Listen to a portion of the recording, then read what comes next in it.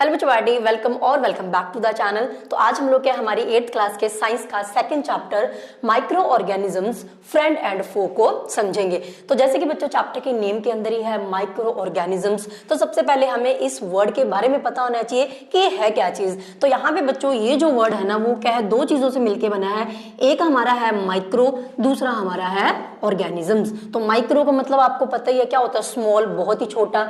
And organisms जहां पे आ जाए इसका मतलब ये क्या है, लिविंग बींग्स। तो यानी कि बच्चों ऐसे ऑर्गेनिजम्स, ऐसे लिविंग बींग्स जो साइज में क्या बहुत ही छोटे हैं और इतने छोटे हैं कि जिनको हम लोग क्या अपनी नेकेड आई से यानी कि सिंपली आई से क्या है नहीं देख सकते, ऐसे ही लिविंग बींग्स को हम लोग क्या कहते हैं, micro organisms. So the organisms that are so small, इतने छोटे होते हैं ये, and not visible by the naked eye. तो नेकेड आई का मतलब क्या होता है, सिंपली आई से नहीं देख सकते हम लोग, ठीक है।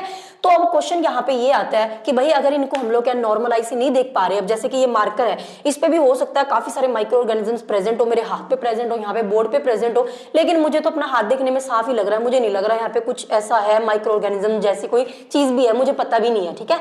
तो फिर इनके बारे में पता ही कैसे चला, किसने बताया कि ऐसी कोई चीज भी है जिसको हम लोग क्या देख नहीं पा रहे लेकिन वो प्रेजेंट है, तो किसी ने तो देखा होगा ना। तो यहाँ पे बच्चों क्या होता है, ये जो माइक्रो ऑर्गेनिजम्स होते हैं ना, इनको क्या है देखा जा सकता है, लेकिन दो चीजों का यूज करके इनको हम लोग क्या देख सकते हैं। वो कौन कौन से होते हैं, एक हमारा है माइक्रोस्कोप, जो कि आपने अपनी साइंस लैब में देखा भी होगा। तो कुछ इस तरीके से होते हैं जैसे हम लोग क्या चीजें सेट करके, छोटी चीजें जो होते हैं ना वो बड़ी करके काफी क्या दिखाई देती है। दूसरा हमारे पास है मैग्नीफाइंग ग्लास। तो इस तरीके के मैग्नीफाइंग ग्लास भी आपने अपनी साइंस लैब में जरूर देखे होंगे, उसमें भी क्या होता है हम छोटी चीजों को बड़ा करके देख सकते हैं। तो बच्चों इन दोनों चीजों की हेल्प से हम लोग क्या ये जो लिविंग बींग्स है ना, जो इतने छोटे हैं जिनको हम लोग वैसे तो देख ही नहीं पा रहे थे, तो इनकी हेल्प से हम लोग क्या इनको देख सकते हैं। इतना क्लियर हुआ। अब यहाँ पे एक चीज और बता दूं, ये जो माइक्रो ऑर्गेनिजम्स होते हैं ना, इनको हम लोग एक और नाम से जानते हैं, दैट इज द माइक्रोब्स। तो अगर आपको कहीं भी माइक्रोब्स वर्ड दिखाई दे तो उसका मतलब माइक्रो ऑर्गेनिजम्स ही है, ठीक है। अब आगे हमारे पास क्या होता है, अगर हम बात करें टाइप ऑफ माइक्रो ऑर्गेनिजम्स की, कि भाई ये जो माइक्रो ऑर्गेनिजम्स है इनके क्या कोई टाइप है या अलग अलग टाइप के होते हैं, एक ही टाइप के होते हैं। तो यहाँ पे बच्चों जो माइक्रो ऑर्गेनिजम्स है ना, इनकी मेजरली क्या होती है, 4 टाइप्स है जो हमारी एनसीईआरटी की बुक में दी हुई है, और मैं उसी बुक को फॉलो करके आज आपको यहाँ पे क्या पढ़ा रही हूँ, एनसीईआरटी की फॉलो करती हूँ मैं सारी वीडियोस के अंदर। तो यहाँ पे क्या है, माइक्रो ऑर्गेनिजम्स की मेजरली 4 टाइप्स हैं। एक हमारे पास है बैक्टीरिया, दूसरा है फंजाई, तीसरा है प्रोटोजोआ एंड फोर्थ है एल्गी। अब यहाँ पे ये मेजरली 4 टाइप्स हैं हमारी किसकी, माइक्रो ऑर्गेनिजम्स की, ठीक है। एक और टाइप है बच्चों, वो कौन सा, हमारा वायरस। लेकिन इसको हमने अलग क्यों रखा है, क्योंकि ना इसकी ये जो है ना इन चारों से क्या थोड़ा अलग है। कैसे अलग है, क्यों इसमें कंफ्यूजन है कि ये माइक्रो ऑर्गेनिज्म है या नहीं है, इसमें ना कंफ्यूजन ही चलता रहता है, ठीक है। तो क्लियर कट नहीं पता कि माइक्रो ऑर्गेनिज्म है, इसलिए हमने इसको क्या रखा है, अलग रखा है, ठीक है। तो यहाँ पे क्या होगा, क्या क्यों अलग है वो, देखो बच्चों यहाँ पे क्या है, ऑर्गेनिजम्स वर्ड आ रहा है ना, हमने बोल दिया कि जो ऑर्गेनिज्म उसका मतलब भी क्या होता है, लिविंग बींग। और ऑर्गेनिजम्स लिविंग बींग्स है यानी कि जिंदा चीज है। जिंदा और जो हमारे लिविंग और नॉन लिविंग में क्या डिफरेंस है, एक डिफरेंस है जो हमने 7th क्लास में पढ़ा था कि भाई सारे के सारे लिविंग बींग्स क्या होते हैं, सेल से मिलके बने होते हैं, पढ़ा था ना, नहीं है तो ये क्या होते हैं, सेल से मिलके बने होते हैं। तो ये जो चारों है ना हमारे बैक्टीरिया, फंजाई, प्रोटोजोआ, एल्गी, ये चारों के चारों क्या है, सेल से मिलके बने, इनके अंदर सेल प्रेजेंट है। किसी के अंदर एक सेल है, किसी के अंदर एक से ज्यादा है, यानी कि इनमें से कुछ तो क्या है यूनिसेलुलर है, कोई क्या हमारे मल्टी सेलुलर है। तो अगर इनके अंदर सेल्स है तो ये तो क्लियर हो गया ना कि ये ऑर्गेनिजम्स तो है, लिविंग बींग्स तो है, और इतने छोटे भी है, इनको हम लोग क्या नेकेड आई से नहीं देख पा रहे, तो दैट मींस ये तो माइक्रो ऑर्गेनिजम्स डेफिनेटली है। लेकिन बच्चों यहाँ पे दिक्कत कहाँ पे आ रही है, ये जो वायरस है ना हमारे, ये जो वायरसेस होते हैं ये क्या है, माइक्रोस्कोपिक तो है, माइक्रोस्कोपिक यानी कि ये बहुत छोटे हैं, इतने छोटे हैं कि इनको हम लोग नेकेड आई से तो नहीं देख पा रहे, लेकिन इनके अंदर क्या कोई भी जो सेल है ना वो प्रेजेंट नहीं है, इनके अंदर कोई सेल ही नहीं है। तो भाई अगर ये लिविंग ऑर्गेनिजम्स होते तो इनके अंदर तो सेल प्रेजेंट होता ना, तो इसीलिए कंफ्यूजन है इनके बीच में। वैसे हम वायरस के बारे में पूरा डिटेल में पढ़ेंगे, इनको भी पढ़ेंगे, तो ये थोड़ा सा मैंने आपको बता दिया कि इसको अलग हमने रखा क्यों है, ठीक है। तो चलिए बच्चों अब हम लोग क्या इन पांचों के बारे में क्या थोड़ा सा डिटेल में जान लेते हैं कि किसके अंदर क्या क्या चीजें रहती है। तो यहाँ पे बच्चों मैंने क्या है 4 जो कैटेगरी है हमारी मेन माइक्रो ऑर्गेनिजम्स की, उनके बारे में थोड़ा थोड़ा लिख दिया है। तो जैसे कि अगर बैक्टीरिया की बात करें तो बैक्टीरिया क्या होता है हमारा, यूनिसेलुलर, यानी कि बच्चों इसके अंदर सिर्फ एक ही सेल क्या है, प्रेजेंट होता है। तो अगर एग्जांपल की बात करें तो जैसे कि लैक्टोबैसिलस, तो लैक्टोबैसिलस क्या है, एक बहुत ही इंपॉर्टेंट बैक्टीरिया हमारे लिए। तो हमारे काम क्या है, इसके बारे में हम आगे क्या है पढ़ने वाले हैं। उसके अलावा क्या है, अगर बात करें एल्गी की, ठीक है, तो एल्गी के अंदर बच्चों क्या है, ये क्या होते हैं, यूनिसेलुलर भी हो सकते हैं और मल्टी सेलुलर भी हो सकते हैं। तो दोनों कैटेगरी के ये होते हैं, एक सेल वाले भी होते हैं, एक से ज्यादा सेल्स वाले भी एल्गी हमारे पास क्या होते हैं, ठीक है। तो यहाँ पे क्या, अगर हम इनके एग्जाम्पल की बात करें तो इसका हो गया क्लेमाइडोमोनास, जिसकी क्या पिक्चर आप यहाँ पे देख सकते हो, जो हमारी एनसीईआरटी की बुक में दी हुई है, ये कुछ इस तरीके से दिखता है। एंड दूसरा हमारे पास है स्पाइरोगायरा, तो इसकी भी फोटो आप यहाँ पे देख सकते हो। तो स्पाइरोगायरा, अगर आपको ये नाम सुनो वो लग रहा है क्या, ये हमने क्या बच्चों 7th क्लास में पढ़ा था, जब हमने क्या रिप्रोडक्शन इन प्लांट्स वाला चैप्टर किया था, उसके अंदर मैंने बताया था स्पाइरोगायरा इज एन एल्गी। अब वहां पे हमने देखा था कि रिप्रोडक्शन कैसे करता है, याद आया। तो स्पाइरोगायरा का एक एल्गी है, ये आपने नया सुना है यहाँ पे क्लेमाइडोमोनास, ठीक है। उसके अलावा क्या है, प्रोटोजोआ की अगर बच्चों बात करें तो प्रोटोजोआ भी क्या होता है, यूनिसेलुलर होता है, यानी कि इसके अंदर सिर्फ एक ही सेल प्रेजेंट होता है। एंड एग्जांपल्स की बात करें तो जैसे कि अमीबा हो गया, अमीबा कुछ इस तरीके से दिखता है जिसकी कोई भी फिक्स्ड शेप नहीं होती है। एंड पैरामीशियम, तो पैरामीशियम कुछ इस तरीके से दिखता है।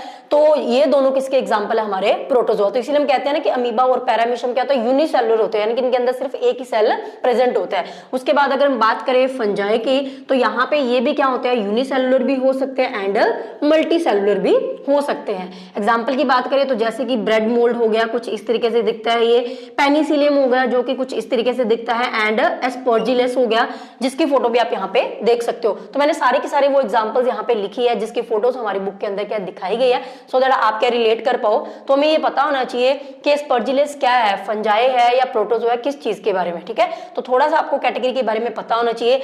अब हम लोग क्या बच्चों थोड़ा सा और जान लेते हैं जो हमारा वायरस था उसके बारे में, क्योंकि मैंने बताया था वायरस भी क्या है, माइक्रोस्कोपिक है, लेकिन वो इनसे अलग क्यों है, तो उसको थोड़ा सा देख लेते हैं। तो वायरस के बारे में बच्चों कुछ इंपॉर्टेंट बातें हैं जिसके बारे में हमें पता होना चाहिए। तो वो कौन कौन सी है, तो यहाँ पे क्या है, जो वायरसेस होते हैं ना, मैंने जैसे आपको बता ही दिया, ये क्या होते हैं, माइक्रोस्कोपिक, यानी कि इतने छोटे हैं कि इनको हम लोग क्या नेकेड आई से तो नहीं देख सकते। इनको देखने के लिए भी हमें क्या चाहिए, या तो हमें माइक्रोस्कोप चाहिए या फिर मैग्नीफाइंग ग्लास चाहिए। बैटरी माइक्रोस्कोप से ही दिखेंगे। उसके अलावा क्या है, अब ये डिफरेंट क्यों है अदर माइक्रो ऑर्गेनिज्म से, जो 4 कैटेगरी हमने पढ़ी उनसे अलग क्यों है, ये चीज तो सेम होगी उनके साथ। तो ये इसीलिए अलग है बच्चों, क्योंकि मैंने आपको बताया वो सारे के सारे क्या होते हैं, लिविंग ऑर्गेनिजम्स है, तो यानी कि उनके अंदर सेल प्रेजेंट था ना, चाहे एक था चाहे एक से ज्यादा था, लेकिन सेल्स उनके अंदर प्रेजेंट होते हैं। वो क्या है, लिविंग बींग्स की क्या होती है, एक पक्की पहचान है कि जिसके अंदर सेल्स प्रेजेंट है तो वो लिविंग ही है, ये श्योर है, ठीक है। क्योंकि सारे के सारे जो लिविंग बींग्स होते हैं ना, वो किससे मिलके बने होते हैं, वो सेल से मिलके बने होते हैं। अब यहाँ पे ये जो वायरस है, ये क्या होता है, बॉर्डर लाइन पे होता है between the living and the non living. ये क्या है, बिल्कुल जैसे आप कहते हैं ना कि ये ना इधर का ना उधर का, वो वाला हाल है इसके साथ। तो वायरस जो होता है ना, वो क्या है, लिविंग भी है एंड नॉन लिविंग भी है, दोनों ही कैरेक्टरिस्टिक्स ये क्या करता है, शो करता है। कैसे करता है उसके बारे में थोड़ा सा देखेंगे। तो यहाँ पे बच्चों ये क्या होता है, कभी ये लिविंग होता है, कभी ये नॉन लिविंग होता है। तो ये क्या होता है ना, इसको ना किसी की बॉडी चाहिए होती है। अब जैसे मैंने आपको बताया कि जो वायरस है उसके अंदर क्या होता है, कोई भी सेल प्रेजेंट नहीं होता, इसके अंदर कोई सेल प्रेजेंट नहीं है, इसका खुद का कोई सेल नहीं है। इसीलिए ये क्या होता है, हम कह सकते हैं कि ये तो फिर लिविंग है ही नहीं, क्योंकि लिविंग तो सारे सेल से मिलके बने होते हैं, ठीक है। तो ये क्या होता है, अगर ये किसी की बॉडी के बाहर है, अगर ये अकेला है बाहर कहीं, तब ये क्या होता है, ये बिहेव करता है एज ए नॉन लिविंग, क्योंकि तब उसके पास खुद का कोई सेल है नहीं, तो ये नॉन लिविंग की कैटेगरी में हम इसको कंसीडर करते हैं। लेकिन बच्चों अगर ये किसी की बॉडी के अंदर एंटर कर जाए, जैसे हमारी बॉडी में एंटर कर गया, ठीक है, किसी एनिमल की बॉडी में एंटर कर गया, किसी की भी बॉडी में एंटर कर गया, तो अगर मेरी बॉडी में एंटर करेगा तो मैं तो लिविंग बीइंग हूं ना, मेरी बॉडी के अंदर तो सेल्स प्रेजेंट है, क्योंकि हम लोग क्या सेल से मिलकर बने हुए हैं।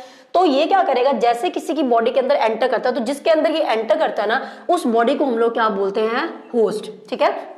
तो यहाँ पे क्या होगा, जब ये किसी होस्ट के अंदर एंटर करेगा, अब जैसे कि मान लीजिए यहाँ पे ये मैं ही हूँ, ठीक है, मेरी बॉडी के अंदर इसने एंटर करा, मेरी बॉडी के अंदर एक सेल था, जो बहुत सारे सेल्स है, तो उस सेल के अंदर ये वायरस अल्टीमेटली क्या कर जाएगा, एंटर कर जाएगा, ठीक है।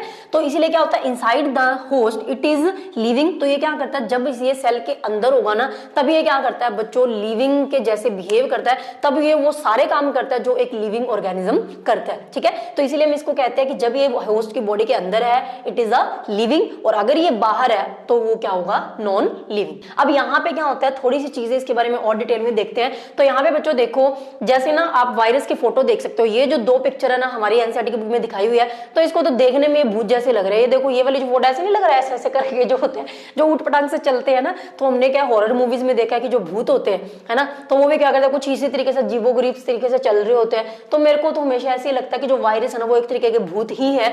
मैं जब खुद पढ़ती थी ना, तब भी मेरे माइंड में यही कॉन्सेप्ट रहता था इस डायग्राम को देख के ना, ऐसे वाले है, ये हम प्रैक्टिकल में भी बनाते होते थे, तो ये भूत जैसे ही लगता है। तो यहाँ पे क्या है, ये जो वायरस है ये क्या करता है बच्चों, इसको ना आप ऐसे समझ लो कि ये भूत ही है। तो ये क्या करता है, देखो जो भूत होते हैं वो क्या होता है, जब बाहर होते हैं तो उनका पता ही नहीं चलता ना, ऐसे ऐसे करके हमें वो सीरियल्स में दिखाते होते हैं ना, ऐसे कहीं उड़ जाती है ऐसे कोई चीज, ठीक है। लेकिन जब क्या करता है, जो भूत होता है वो किसी की बॉडी के अंदर एंटर करता है तो उसकी बॉडी पे क्या कर लेते हैं, कब्जा कर लेते हैं ना, फिर वो उसको बॉडी किसी और की होती है, इंसान की। लेकिन अगर भूत किसी की बॉडी के अंदर होता है तो वो उसके जैसे बिहेव करता है ना। तो वो बिहेव कैसे करता है, भूत जो है वो अपना काम करवा रहा होता है उस बॉडी से। सेम ही यहाँ पे है, यहाँ पे क्या होता है, जो वायरस है ना उसकी खुद के इस तरीके से समझ लो कि कोई बॉडी नहीं है, क्योंकि बेचारे के पास कोई सेल ही नहीं है। लेकिन जैसे ही किसी होस्ट के अंदर एंटर करेगा ना, जब इसको सेल मिल गया, अब ये सेल के अंदर जब एंटर कर गया ना, तो ये सेल किसी और का होगा, लेकिन मर्जी किसकी चलेगी, वायरस की। तो वायरस क्या करता है, सेल के ऊपर कंट्रोल कर लेगा पूरा। अब सेल के अंदर जो भी एक्टिविटी होगी ना, वो कौन करवा रहा है, हमारा वायरस। तो यानी कि इसने भी क्या भूतों के जैसे सेल पे कंट्रोल कर लिया। क्लियर हो गया, तो इस तरीके से थोड़ा इजीली याद हो जाएगा। तो ये क्या करता है, फिर सेल के अंदर जाके वो जो सेल है उससे क्या होता है, नए वायरसेस भी बनवाता है, ठीक है। तो उसकी हेल्प से क्या करता है, अपने आप की रिप्रोडक्शन, मतलब रिप्रोडक्शन वाला प्रोसेस करता है, अपने आप को क्या मल्टीप्लाई कर लेता है, ठीक है। तो पहले एक वायरस था तो बहुत सारे काफी सारे वहां पे वायरस क्या बनने शुरू हो जाता है। तो इसी तरीके से बॉडी में क्या है, वायरस जो होता है ना वो क्या बढ़ जाते हैं, ठीक है। तो यहाँ पे हमने लिखा है it can only reproduce inside the host cell. तो जब ये क्या किसी होस्ट सेल के अंदर होगा तभी ये क्या करता है, जो रिप्रोडक्शन है वो क्या कर सकता है। तो ये क्या होता है, इसकी डिवीजन होती है, जो वायरस होता है ना वो डिवीजन वाले मेथड से क्या रिप्रोडक्शन करते हैं और अपने जैसे नए वायरस को क्या बनाते हैं। इतना क्लियर हुआ। तो इसीलिए ये क्या थोड़ा सा उन माइक्रो ऑर्गेनिज्म से अलग है, क्योंकि ये दोनों कैरेक्टरिस्टिक्स क्या करता है, शो करता है। ये नॉन लिविंग भी होता है जब ये किसी की बॉडी के बाहर होगा। उसके अलावा क्या है बच्चों, यहाँ पे अगर हम बात करें कि वेयर माइक्रो ऑर्गेनिजम्स लिव, कि ये जो माइक्रो ऑर्गेनिजम्स है वो रहते कहाँ है, तो भाई ये क्या होते हैं, ओमनी प्रेजेंट है, ये हर जगह प्रेजेंट होते हैं। जैसे हम कहते हैं ना भगवान हर जगह प्रेजेंट है, तो ये जो माइक्रो ऑर्गेनिजम्स है ना ये भी हर जगह प्रेजेंट होते हैं। So it is found in the variety of environment, हर तरीके के एनवायरमेंट में हमें मिलते हैं। चाहे हमारे पास क्या होता है, बहुत ज्यादा एक्सट्रीम कोल्ड रीजन है या फिर हॉट रीजन है, मैंने उल्टा बोल दिया, हॉट और कोल्ड रीजन दोनों ही होंगे। एक्सट्रीमली हॉट जगह होगी, कोई एक्सट्रीमली कोल्ड होगी, तो वहां पे भी देखने को मिलेंगे। In the dry and the wet places दोनों पे ये मिलते हैं, ठीक है। इनसाइड इवन ये क्या है, जो प्लांट्स हो गए, एनिमल्स हो गए एंड ह्यूमंस हो गए, इनकी बॉडी के अंदर भी हमें क्या है, ये जो माइक्रो ऑर्गेनिज्म वो क्या देखने को मिलते हैं, ठीक है। तो हम लोग बीमार होते हैं ना, एनिमल्स भी बीमार होते हैं, ये बहुत सारे हमें बीमारियां लग जाती हैं, तो उनका रिस्पॉन्सिबल कौन है, उनके लिए काफी हद तक रिस्पॉन्सिबल हमारे माइक्रो ऑर्गेनिजम्स होते हैं, जो इस चैप्टर में हम लोग क्या आगे पढ़ेंगे। तो ये था कि माइक्रो ऑर्गेनिजम्स हर जगह प्रेजेंट होते हैं। अब बच्चों हम लोग क्या है देख लेते हैं, जैसे कि हमारे चैप्टर का नेम था माइक्रो ऑर्गेनिजम्स फ्रेंड एंड फो। तो वो देखो फ्रेंड किसको कहते हैं, ऐसे कोई भी लोग या ऐसे कोई पर्सन जो हमारे लिए क्या हेल्पफुल है, हमारे फायदे के लिए काम करते हैं या हमें जिनसे बेनिफिट हो रहा है, वो तो हमारे फ्रेंड्स है। जो हमारा नुकसान कर रहे होते हैं वो हमारे कौन से होते हैं, दुश्मन होते हैं। तो सेम ही यहाँ पे है, जितने भी हमने माइक्रो ऑर्गेनिजम्स की बात करी, कुछ माइक्रो ऑर्गेनिजम्स होते हैं जो हमारे लिए क्या काम के होते हैं, हमारे लिए यूजफुल होते हैं, हमारा फायदा करते हैं, तो उन माइक्रो ऑर्गेनिजम्स को हम कहते हैं फ्रेंड्स। और जो हमारे लिए क्या है नुकसान करते हैं, हमें बीमार कर देते हैं, बीमारियां फैलाते हैं और भी बहुत सारे चीजों को खराब कर देते हैं, तो भाई ऐसे माइक्रो ऑर्गेनिजम्स को हम तो नहीं दोस्त बनाने वाले, तो वो हमारे क्या हुए, दुश्मन यानी कि फो। तो इस चैप्टर के अंदर हमने दो मेन चीजें यही पढ़नी है। अब हम लोग क्या पहले पढ़ने वाले हैं कि कौन कौन से माइक्रो ऑर्गेनिजम्स हैं जो कि हमारे फ्रेंड्स हैं, और वो कैसे फ्रेंड्स हैं, ऐसा कौन सा वो हमारा फायदा कर रहा है, भला कर रहे हैं, जिसकी वजह से वो हमारे फ्रेंड्स हैं। एंड देन हम लोग क्या अलग से पढ़ेंगे कि वो हमारे दुश्मन क्यों। अब हम लोग क्या बच्चों जल्दी से समझ लेते हैं फ्रेंडली माइक्रो ऑर्गेनिजम्स के बारे में, यानी कि ऐसे कौन कौन से काम हैं जिनके अंदर, जिनको करने के लिए हमें क्या है, ये जो माइक्रो ऑर्गेनिजम्स है वो क्या करते हैं, हेल्प करते हैं। तो पहला जैसे काम हो गया फूड प्रिपरेशन का, कि फूड को बनाने के लिए भी काफी सारे माइक्रो ऑर्गेनिजम्स हैं जो हमारे क्या आते हैं, काम आते हैं। इनकी हेल्प से हम लोग वो चीजें बना पाते हैं, तो इसीलिए ये हमारे हुए फ्रेंड। तो पहला जैसे कि है curd formation, curd which is my favourite. तो कर्ड फॉर्मेशन यानी कि जो बच्चों दही होता है, फिर से लाइट चली गई है यहाँ पे, तो यहाँ पे बच्चों मैंने किया बहुत सारा वेट, लेकिन लाइट नहीं आई। सो मैं अभी उसके नेक्स्ट ये वीडियो शूट कर रही हूँ, क्योंकि आपको पता है अभी क्या हार्वेस्टिंग का टाइम चल रहा है व्हीट क्रॉप के, तो इसलिए बहुत बड़े बड़े कट लग रहे हैं बिजली के। सो आप समझ ही सकते हो, ठीक है। तो चलो उसको स्टार्ट कर लेते हैं। तो यहाँ पे मैंने सारी चीजें सेम लिख दी है। तो मैं आपको बता रही थी कि जो फ्रेंडली माइक्रो ऑर्गेनिजम्स होते हैं उसके अंदर क्या कर्ड फॉर्मेशन के अंदर हमें कौन कौन सा बैक्टीरिया हेल्प करता है, दैट इज द लैक्टोबैसिलस। तो ये क्या होता है, कर्ड के अंदर क्या होता है, प्रेजेंट होता है, ठीक है। हमारा जो कर्ड होता है वो सिर्फ और सिर्फ क्या है, लैक्टोबैसिलस जो बैक्टीरिया है इसी की वजह से क्या बनता है। तो यही क्या करता है, मिल्क को कर्ड के अंदर क्या कर देगा, कन्वर्ट कर देगा। अब यहाँ पे क्या है, थोड़ा सा हम देख लेते हैं कि लैक्टोबैसिलस जो बैक्टीरिया वो मिल्क को कर्ड में बनाता कैसे, क्या स्टेप्स रहते हैं। तो वैसे ये एनसीईआरटी की बुक में है नहीं, लेकिन मैं थोड़ा सा आपको बता रही हूँ क्योंकि काफी अदर बुक्स में क्या इसको इंक्लूड करा गया है, तो आप देख लो, अदरवाइज आप स्किप भी कर सकते हो। तो यहाँ पे क्या है, जो मिल्क होता है ना, मिल्क के अंदर बच्चों क्या होता है, नेचुरल शुगर होती है, और उस नेचुरल शुगर का नेम क्या होता है, लैक्टोज, ठीक है। जो मिल्क है उसके अंदर नेचुरल शुगर है लैक्टोज। अब होता क्या है, जब हम लोग क्या कर्ड बनाना होता है हमें, तो हम क्या करते हैं, जितना भी कर्ड बनाना उतना मिल्क लेते हैं और उसके अंदर क्या थोड़ा सा जो कर्ड है वो क्या करते हैं, मिक्स कर देते हैं। ये आप सबको पता है। क्यों करते हैं ऐसा, क्योंकि बच्चों कर्ड के अंदर क्या है, लैक्टोबैसिलस बैक्टीरिया पहले से प्रेजेंट है। तो जैसे ही ये लैक्टोबैसिलस बैक्टीरिया उस मिल्क के कॉन्टेक्ट में आता है, तो ये क्या करता है, मिल्क के अंदर ये जो नेचुरल शुगर थी ना लैक्टोज, इसको क्या करता है, कंज्यूम करना स्टार्ट कर देता है, यानी कि इसको खाना शुरू कर देता है, ठीक है। भूख लगी है ना, इसको कुछ तो खाना पड़ेगा, तो ये मिल्क की नेचुरल शुगर को खाएगा, जिसके वजह से क्या होता है, ये जो बैक्टीरिया है ना वो क्या है, प्रोड्यूस करता है क्या, लैक्टिक एसिड को, ठीक है। अब यहाँ पे बनता है लैक्टिक एसिड, जैसे कि नेम ही बता रहा है ये है एसिड। तो जैसे ही क्या है, मिल्क के अंदर ज्यादा एसिड बनेगा, उसकी वजह से क्या होता है, जो मिल्क है वो क्या हो जाता है, ज्यादा एसिडिक हो जाता है। सो वही चीज हमने यहाँ पे लिखी है, मेक मिल्क मोर एसिडिक। तो ये क्या करता है, मिल्क को ज्यादा एसिडिक बना देगा, जिसकी वजह से क्या होता है, मिल्क के अंदर जो प्रोटीन्स होते हैं ना, मिल्क के अंदर क्या प्रोटीन्स प्रेजेंट होते हैं पहले से, तो ये प्रोटीन्स क्या करेंगे, क्लम्प टुगेदर, यानी कि क्या साथ साथ चिपकना स्टार्ट कर देते हैं, या ना एक तरीके से गुच्छे टाइप या क्लस्टर वाली चीजें बन जाती हैं प्रोटीन्स की, जब वो आपस में क्या करते हैं, चिपक जाते हैं, जिसकी वजह से बच्चों क्या होता है, जो मिल्क है वो क्या थिक हो जाता है, और उसी को हम लोग क्या बोलते हैं, कर्ड। तो फाइनली यहाँ पे हमारा जो कर्ड है वो क्या बन जाता है। अब इसके बाद क्या है, इसका जो सेकंड देख लेते हैं कि हमारे पास क्या है, कुछ माइक्रो ऑर्गेनिजम्स है जो हमारे पास क्या होता है, केक एंड जो बेक वाली चीजें होती है ना, उनके लिए हम लोग क्या यूज करते हैं, तो उसको थोड़ा सा देख लो। यहाँ पे बच्चों कल फिर से लाइट चली गई थी, तो आज नेक्स्ट डे मैं ये वीडियो फिर से रिकॉर्ड कर रही हूँ। तो ये 4th टाइम है जब मैं इस चैप्टर की वीडियो को कंप्लीट करने की पूरी कोशिश कर रही हूँ, लेकिन लाइट है कि मेरे बीच में प्रॉब्लम्स क्रिएट करे जा रही है। तो आई रियली होप कि आज ये वीडियो कंप्लीट हो जाए। तो यहाँ पे बच्चों मैं आपको बता रही थी फ्रेंडली माइक्रो ऑर्गेनिजम्स के बारे में। तो यहाँ पे हमारे पास क्या, लैक्टोबैसिलस के अलावा एक और हमारे पास माइक्रो ऑर्गेनिज्म है जो कि हमें क्या काफी ज्यादा यूजफुल है हमारे लिए। तो उसका जो नाम है वो क्या है, ईस्ट। क्या नाम है, ईस्ट। तो देखो जो ईस्ट है ना, ये क्या है, जैसे मैंने बताया लैक्टोबैसिलस क्या है, एक बैक्टीरिया है। वैसे बच्चों जो ईस्ट है ना वो क्या एक फंगस है, यानी कि ये फंजाई के एक टाइप है, ठीक है। तो माइक्रो ऑर्गेनिज्म ही हुआ। अब देखो क्योंकि ये माइक्रो ऑर्गेनिज्म है तो ये लिविंग बीइंग ही ना, तो इसको भी क्या चाहिए, जिंदा रहने के लिए एनर्जी चाहिए, क्योंकि इसकी बॉडी के अंदर भी अलग अलग काम तो होते हैं ना। तो यहाँ पे क्या होता है, ये जो ईस्ट है ये क्या एनर्जी को प्रोड्यूस करने के लिए फिर क्या करेगा, रेस्पिरेशन। क्योंकि बच्चों हमने 7th क्लास में पढ़ा भी था कि फूड जो होता है ना उससे क्या एनर्जी रिलीज करने का जो प्रोसेस होता है दैट इज द रेस्पिरेशन। तो हमारा जो ईस्ट है वो कौन से टाइप की रेस्पिरेशन करता है, एनएरोबिक रेस्पिरेशन। यानी कि बच्चों इसको क्या होते हैं, जो ऑक्सीजन है ना उसकी नीड नहीं होती है रेस्पिरेशन करने के लिए। तो ये क्या करता है, जो ईस्ट है ना ये क्या करता है, जैसे ये किसी भी शुगर के कॉन्टैक्ट में आता है, ठीक है, जहाँ पे भी इसको शुगर मिलेगी, ये क्या करता है उस शुगर के साथ उसकी हेल्प से क्या करता है, ये अपनी रेस्पिरेशन को कंप्लीट करता है और वहाँ पे ये क्या करता है, एनर्जी को रिलीज करवाता है।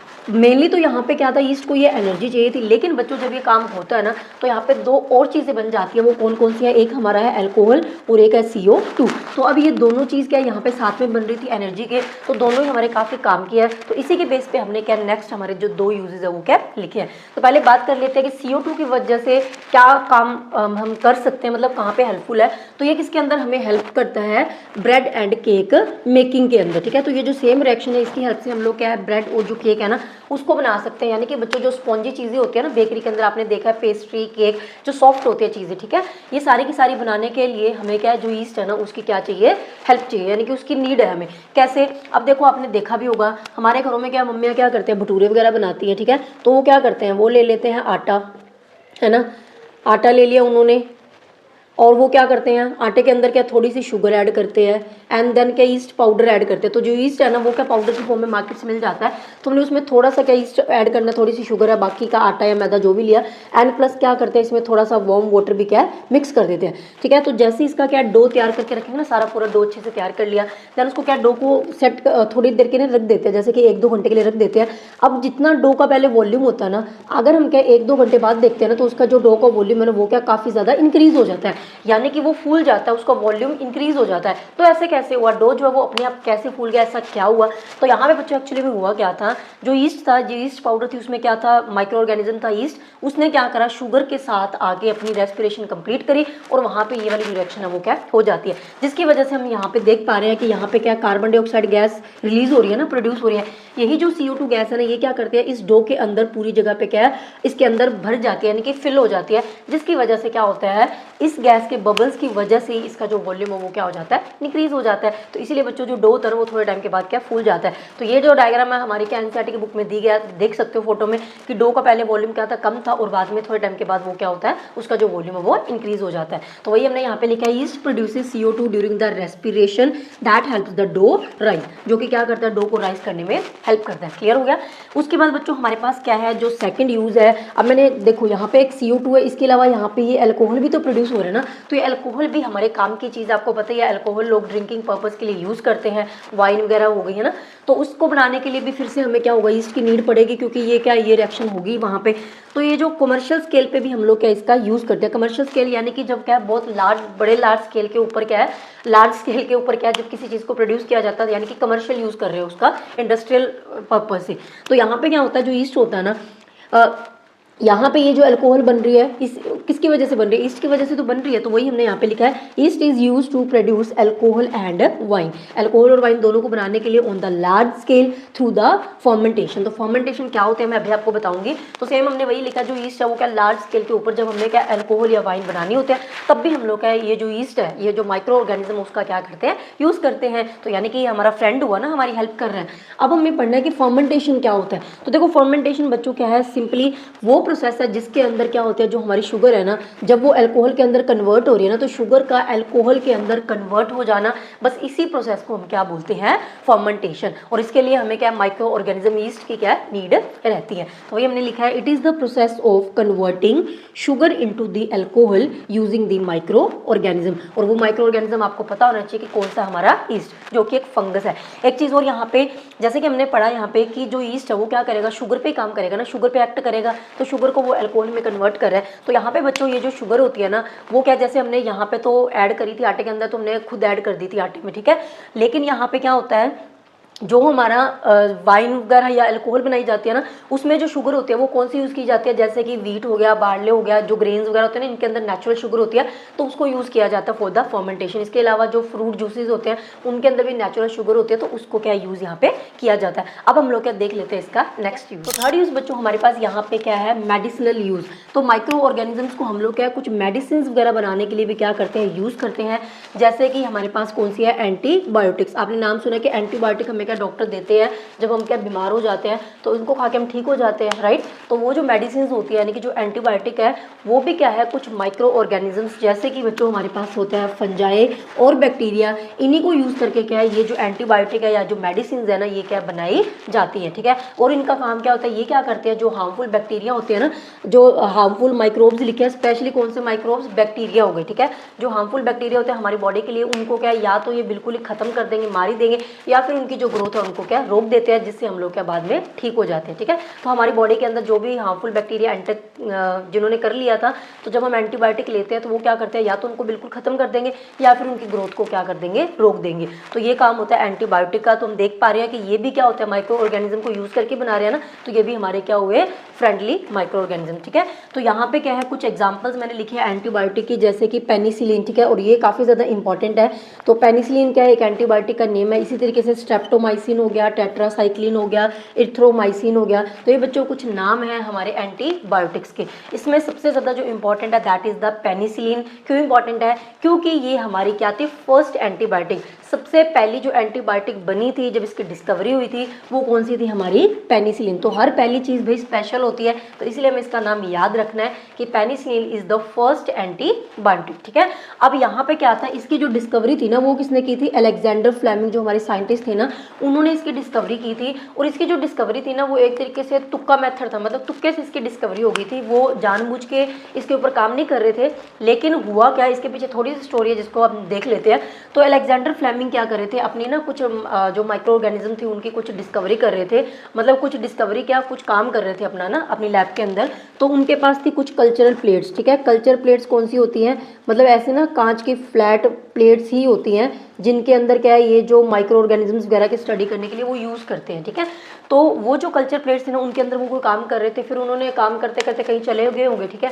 उसके बाद उन्होंने काफ़ी दिनों के बाद जब वो वापस आए तो उन्होंने देखा कि जो उनकी कल्चर प्लेट्स थी ना, उनके अंदर क्या, कुछ प्लेट्स के अंदर तो क्या जो बैक्टीरिया थे ना, वो क्या काफ़ी ज़्यादा ग्रो कर चुके थे, यानी कि बैक्टीरिया प्रेजेंट थे। लेकिन बच्चों जैसे कि मान लो मैंने यहीं पे बना देती हूँ, यहाँ पे ये जो मैंने रेड कलर से बनाया ना, मान लीजिए इसके अंदर भी बैक्टीरिया था, इसके अंदर भी बैक्टीरिया था, लेकिन उन्होंने देखा कि एक प्लेट ऐसी भी थी जिसके अंदर क्या था, ग्रीन कलर का ना कुछ प्रेजेंट था, ग्रीन कलर का कुछ प्रेजेंट था, और उसके अंदर क्या था, कोई भी जो बैक्टीरिया था वो प्रेजेंट नहीं था, यानी कि वहाँ पे कोई बैक्टीरिया ग्रो हुआ ही नहीं। तो ये चीज़ उनके दिमाग में वहाँ स्ट्राइक करी कि ऐसे क्यों हुआ, यहाँ पे तो बैक्टीरिया बहुत ज़्यादा ग्रो करा है, लेकिन जहाँ पे वो ग्रीन कलर की जो चीज़ प्रेजेंट थी वहाँ पे क्या जो बैक्टीरिया था वो ग्रो नहीं हुआ। तो दैट मीन्स फिर उन्होंने क्या इसके ऊपर डिस्कवरी स्टार्ट करी, फिर स्टडी करी पूरी, फिर उनको पता चला कि यहाँ पे ये जो कल्चर प्लेट थी जिसके अंदर बैक्टीरिया ग्रो नहीं हुआ था, वहाँ पे क्या था बच्चों, एक बैक्टीरिया था, सॉरी बैक्टीरिया नहीं, एक फंगस थी जिसका नाम क्या था, पेनिसिलियम। क्या नाम था, पेनिसिलियम। तो पेनिसिलियम क्या है, एक फंगस है, फंजाई की कैटेगरी है ये।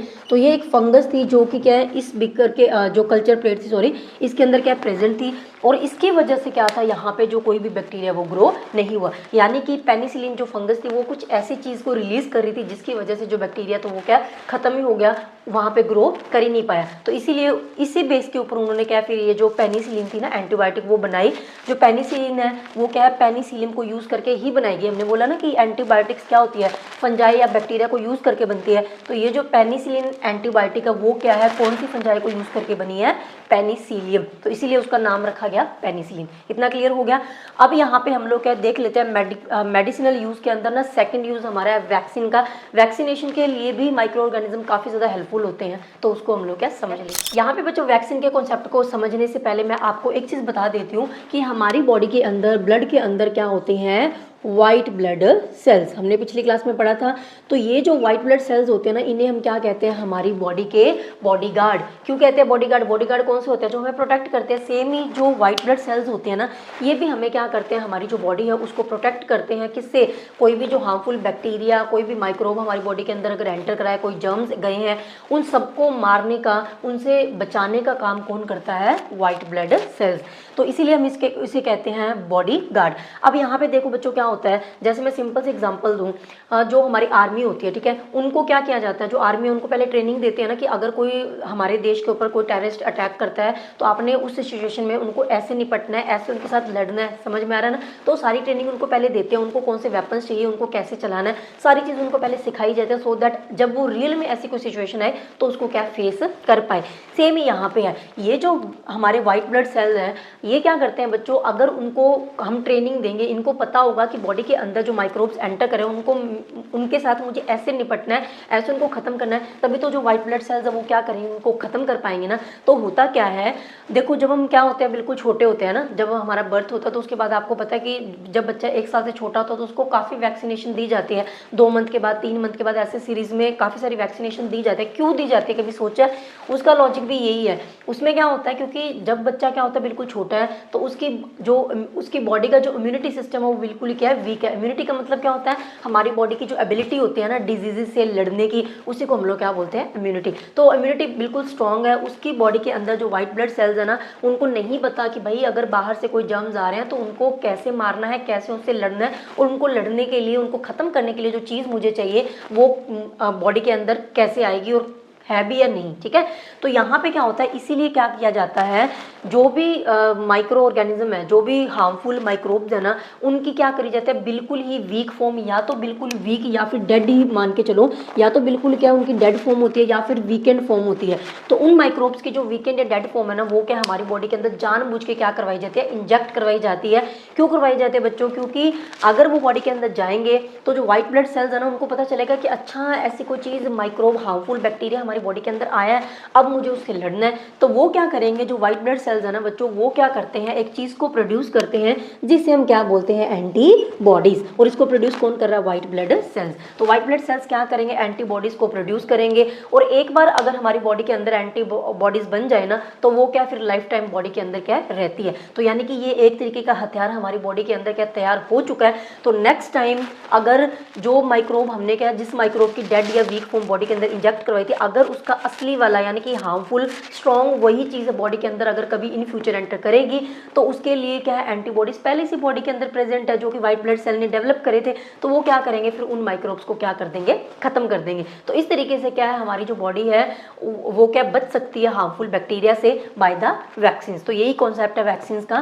तो यहाँ पे मैंने लिखा है वैक्सीन आर द वीकेंड और the dead microbe injected into the body to develop immunity against the diseases. तो इनको क्या है, इनकी जो वीक फॉर्म है बॉडी के अंदर इंजेक्ट करवाएंगे। क्यों, हमें क्या करना है, इम्यूनिटी को डेवलप करना है अगेंस्ट द डिजीजेस। इम्यूनिटी का मतलब कि डिजीजेस के अगेंस्ट लड़ने की जो पावर होती है, जो एबिलिटी होती है ना बॉडी की, दैट इज द इम्यूनिटी। तो वो पावर हमारी बॉडी के अंदर डेवलप हो जाएगी। कैसे हो जाएगी, क्योंकि व्हाइट ब्लड सेल के एंटीबॉडीज को क्या कर देंगे, प्रोड्यूस कर देंगे। तो इसकी वर्किंग मैंने वैसे ही लिख दी कि when vaccine is injected the body produces, body का मतलब बॉडी में भी एक्चुअली व्हाइट ब्लड सेल्स करेंगे, produces antibodies to fight the microbes. तो इस तरीके से उन माइक्रोब्स को क्या खत्म कर दिया जाएगा। तो यहाँ पे क्या है, इसकी जो कुछ डिजीजेज हैं जैसे कि पोलियो हो गया, अब आपने सुना ही है, हमने छोटे होते सबने पोलियो ड्रॉप्स पिए है ना, तो 2 बूंद जिंदगी की, तो वो भी क्या होती है, ये क्या पोलियो जो है वो वायरस की वजह से होता है। तो यहाँ पे क्या होता है, जिस वायरस की वजह से क्या पोलियो होता है, उस वायरस की बिल्कुल वीक फॉर्म हमें क्या है, वो जो हम ड्रॉप लेते थे ना, छोटे जो ड्रॉप हमें दी थी छोटे होते, तो उस ड्रॉप के अंदर क्या था, उसकी वीक फॉर्म ही थी, तो वो बॉडी के अंदर चली गई। अब जो हमारे व्हाइट ब्लड सेल्स थे ना, उन्होंने क्या है, उन जर्म्स के अगेंस्ट लड़ने के लिए एंटीबॉडीज को क्या कर दिया, प्रोड्यूस कर दिया। तो पहले हमारी बॉडी के अंदर प्रोड्यूस हो चुके हैं। तो इसीलिए क्या बड़े होके अगर पोलियो को करने वाले वायरस किसी रीजन से बॉडी के अंदर एंटर होंगे, तो वो जो एंटीबॉडीज है वो उनको क्या कर देगी, खत्म कर देगी। तो इसी तरीके से क्या ट्यूबरकुलोसिस हो गया, कॉलरा हो गया, ठीक है, स्मॉल पॉक्स हो गया, ऐसी काफ़ी सारी डिजीजेस से बचने के लिए क्या हमें जो वैक्सीनेशन है वो क्या दी जाती है। अब यहाँ पे क्या है, सबसे पहली जो वैक्सीनेशन की डिस्कवरी हुई थी ना, वो क्या स्मॉल पॉक्स के लिए हुई थी। और इसकी जो डिस्कवरी थी ना बच्चों, वो किसने करी थी, एडवर्ड जेनर, जो हमारे साइंटिस्ट थे एडवर्ड जेनर, उन्होंने करी थी। ठीक है, तो ये आप थोड़ा सा देख लेना, वैसे लिखा हुआ था तो मैंने बता दिया। अब इसके बाद क्या हम लोग क्या देख लेते हैं। अच्छा, एक चीज़ और जो मैंने अभी आपको पीछे टॉपिक बताया एंटीबायोटिक्स वाला, तो एंटीबायोटिक्स को यूज़ करने के लिए भी क्या हमें थोड़ा सा प्रिकॉशंस देखनी पड़ती है। जैसे कि जैसे डॉक्टर ने आपको प्रिस्क्राइब किया वैसे ही हमने उसको यूज़ करना है। ऐसे नहीं है हम बिना मतलब के लिए जा रहे हैं, ठीक है। जितने दिन का कोर्स होता है उतना कंप्लीट करो। कई बार क्या होता है ना, हम एक दिन मेडिसिन लेते हैं, हमें लगता है हम ठीक हो गए, हम लेते नहीं है, तो उस कोर्स को पूरा कंप्लीट करना चाहिए, ठीक है। एंड इसके अलावा क्या होता है, एक्सेस में भी एंटीबायोटिक्स को नहीं लेना कि थोड़ा सा कुछ होगा चलो ये ले लेते हैं। उससे क्या होता है, बॉडी की जो इफेक्टिवनेस है ना उन एंटीबायोटिक्स के लिए, वो क्या है फिर डिक्रीज हो जाती है। तो ऐसी कुछ चीज़ों का हमने ध्यान रखना है एंटीबायोटिक्स को यूज़ करने के लिए। तो अब हम लोग क्या बच्चों देख लेते हैं हमारा नेक्स्ट यूज। आगे बच्चों हमारे पास क्या है, फोर्थ यूज है इंक्रीजिंग द सॉइल फर्टिलिटी। तो हमारे पास क्या होता है, जो राइजोबियम बैक्टीरिया ना, जिसके बारे में हमने पिछली क्लास में पढ़ा था। राइजोबियम क्या है, एक बैक्टीरिया जो कि क्या होता है, हमारे जो फलीदार पौधे होते हैं ना, जो लेग्यूमिनस प्लांट्स होते हैं, उनके जो रूट्स होते हैं ना, उनकी रूट्स के अंदर क्या होता है, इस तरीके से राउंड राउंड शेप में ना कुछ प्रेजेंट होता है। इनको हम लोग क्या बोलते हैं, रूट नोड्यूल्स। तो इनके अंदर क्या होता है, यहाँ पे राइजोबियम बैक्टीरिया क्या प्रेजेंट होता है। तो इसका काम क्या होता है, ये क्या करता है ना, अब देखो एटमॉस्फेयर के अंदर क्या होता है, हमें पता है 75% तक नाइट्रोजन है। लेकिन बच्चों उस नाइट्रोजन को हमारे जो प्लांट्स होते हैं ना, वो क्या एज इट इज यूज नहीं कर सकते, उस फॉर्म के अंदर वो नहीं कर सकते, ठीक है। अब हमें कोई क्या है सीधा वीट दे दे कि ये लो खा लो, तो हम वीट को नहीं खाते ना, पहले उसका आटा बनाएंगे, देन रोटी बनाएंगे, उसको फिर कंज्यूम करते हैं।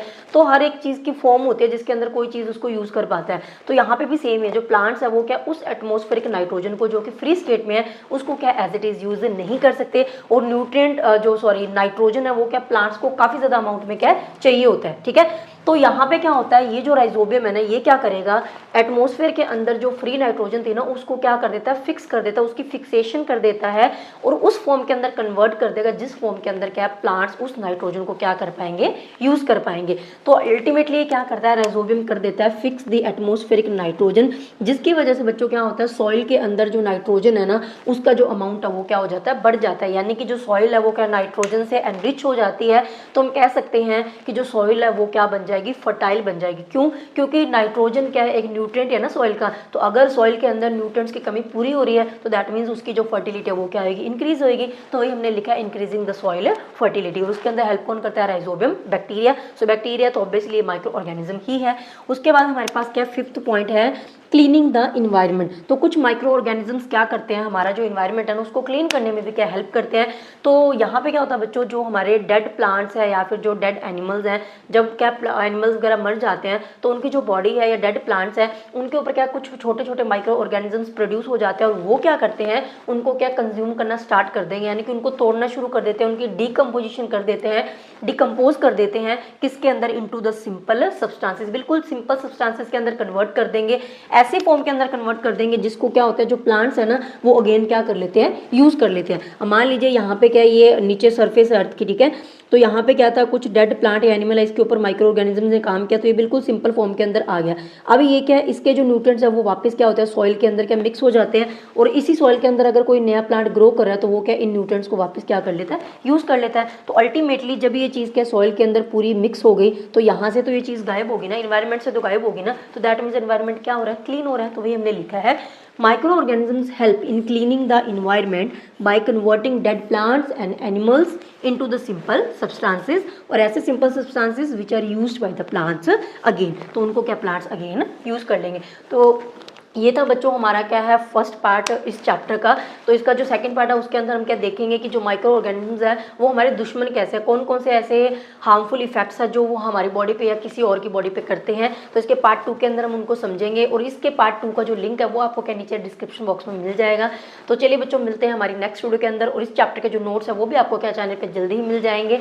तो चलिए बच्चों मिलते हैं नेक्स्ट वीडियो के अंदर। Till then take care, bye bye.